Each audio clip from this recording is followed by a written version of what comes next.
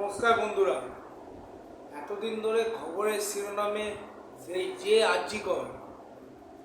আরজিকরের মধ্যে একজন ডাক্তারি পড়ুয়াকে নৃশংসভাবে খুন এবং ধর্ষণ করে কিছু কিছু অপরাধী।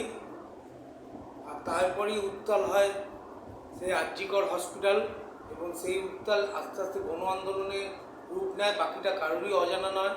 তারপর সরকার দাবি করে কিছু ঘন্টার মধ্যেই একজনকে গ্রেপ্তারও করে, একজন সিভিক ভলেন্টিয়ারকে গ্রেপ্তারও করে এবং সেই সিভিক ভলেন্টিয়ার কোর্টে নিজের অপরাধকে স্বীকার করে নেয় এবং অপরাধকে স্বীকার করে নিয়ে বলে যে আমি দোষী, আমাকে ফাঁসি দাও।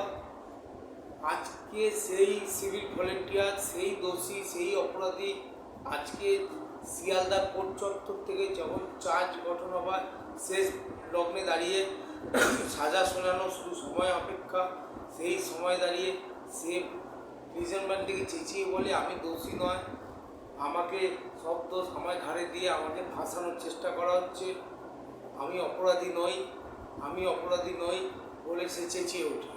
তাহলে সেদিন এটা সবার জানা কথা যে যে অপরাধী হয় সেই অপরাধী কোনোদিন বলে না যে আমি অপরাধী, সেটা সবার জানা কথা। কিন্তু এইটাও ভাববার বিষয় যে নিজে ভিকটিম অপরাধটাকে মেনে নেয়, সে পরবর্তীকালে বলে আমি অপরাধী নই।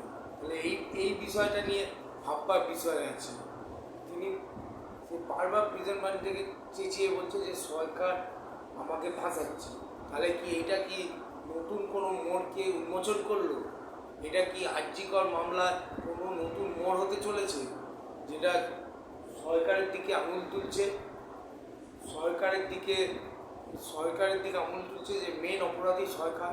সমস্ত কিছু শিক্ষাক্ষেত্রেও সরকার দোষী, স্বাস্থ্যক্ষেত্রেও সরকার দোষী, সমস্ত দিক থেকে দুর্নীতি সীমায় সরকার পৌঁছেছে। এই তৃণমূল সরকার হাত ধরে দুর্নীতি চরম সীমায় পৌঁছেছে। আজকে শিক্ষাক্ষেত্রে দেখা গেছে শিক্ষা চুরি, কীভাবে শিক্ষা চুরি করে দুর্নীতি হয়েছে। আজকে স্বাস্থ্যক্ষেত্রে দেখা গেছে, আজকে হসপিটালগুলোয় যেভাবে জালি র্যাকেট তৈরি করা গেছে, আমার তাতে মনে হয় এই সন্দীপ ঘোষ, এই বিরূপাক্ষ বিশ্বাস, এরা পড়ে আসল ভিকটিম বা অপরাধী কেউ যদি হয় তিনি হচ্ছে মমতা ব্যানার্জি, যার নেতৃত্বে এই ধরনের কাজগুলো হচ্ছে। তাহলে আজকে যে সঞ্জয় রায়কে গ্রেপ্তার, সঞ্জয় রায় বারবার ধরে বলে যে আমি অপরাধী নই, সরকার তাকে ফাঁসাচ্ছে। তাহলে আজকে কি নতুন কোনো দিক উন্মোচন হলো? নতুনভাবে এইটা নিয়ে আরও ভাবার বিষয় আছে। তার মানে কি তার উপর সমস্ত দায় চাপিয়ে দিয়ে, তার উপর সমস্ত অভিযোগকে চাপিয়ে দিয়ে দোষীদেরকে আড়াল করার একটা অপপ্রচেষ্টা হচ্ছে, এটাই ধরে নিতে হবে। দোষীরা তার উপর সমস্ত অভিযোগ চাপিয়ে দেওয়া হচ্ছে এবং বিভিন্ন জনগণ, বিভিন্ন মিডিয়াও বলে এসেছে যে সে একা এই ক্রাইমটা করতে পারে না, তার পক্ষে একা কোনোভাবেই সম্ভব না।